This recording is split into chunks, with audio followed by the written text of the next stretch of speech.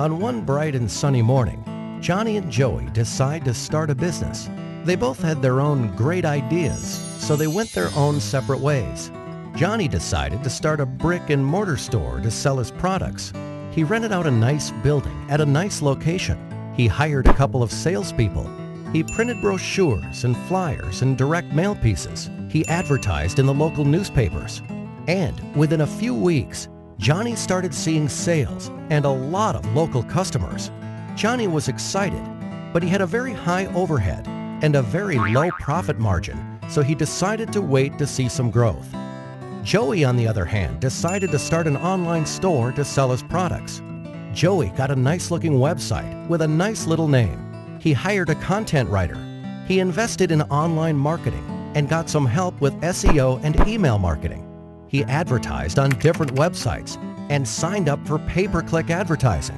And within a few weeks, Joey started seeing sales and a lot of customers from all over the country.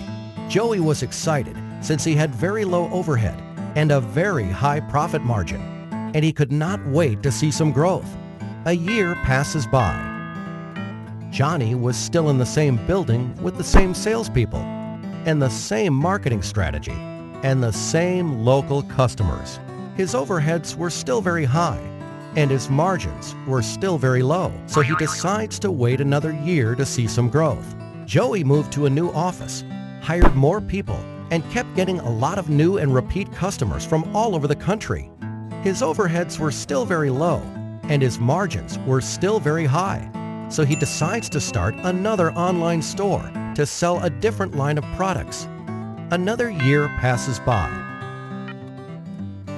And on one bright and sunny morning, Johnny and Joey meet again. Joey tells Johnny about his new marketing strategy, and Johnny realizes his mistakes. Traditional marketing can only get you so far. Think local, but act global.